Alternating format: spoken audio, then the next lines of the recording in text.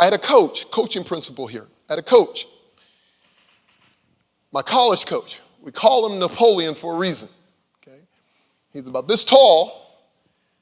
And sometimes, people who ain't that tall call it short man's disease. Okay, and so he had a Napoleon complex. He let everybody know he had 51% of the vote, and he used it all the time. Okay. And so anyhow, he was a tough coach. So the way he coached me, he put cuss words together that didn't fit.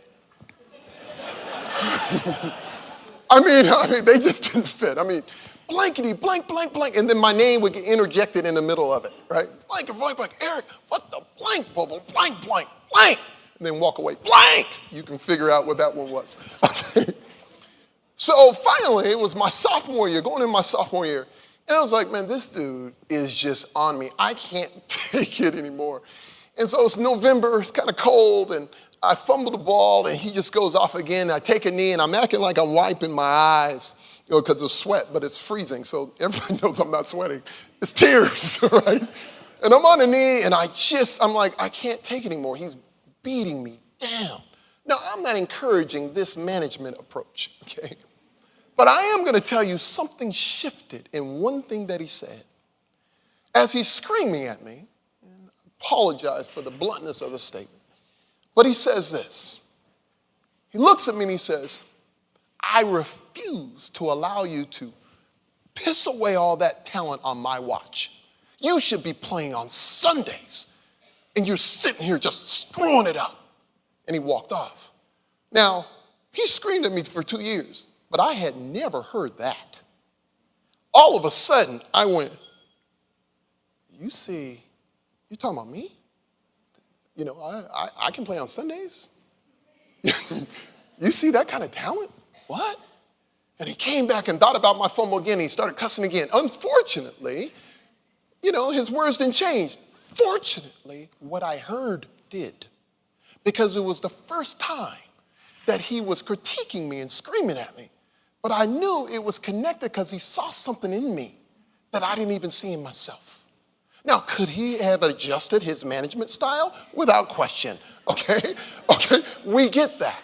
But many times what happens is we even correct others, or we coach others, or we push them, but we never explain why we're doing it.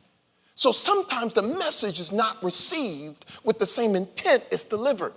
But even in a situation where he continued to cuss me out until I was done, the reality is it was in that moment that the potential that I could do more was placed in me.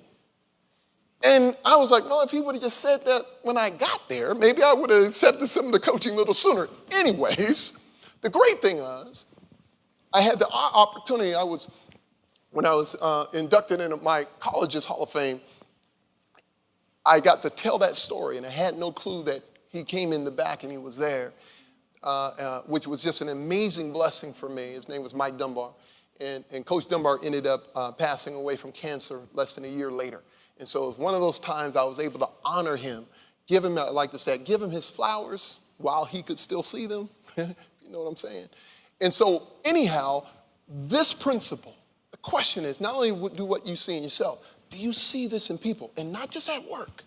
Sometimes even with our kids, from the people, they just didn't know. Let me tell you why I'm pushing you this way. Let me tell you why. They just need to see that you see more in them than they may even be able to see in themselves. There's greatness. One of the statements I like to say, speak to the greatness in the people, not just to their weakness. If all they hear is their weakness, all of a sudden that weakness becomes their identity. That's not what we want. We want the opposite. Does that make some sense?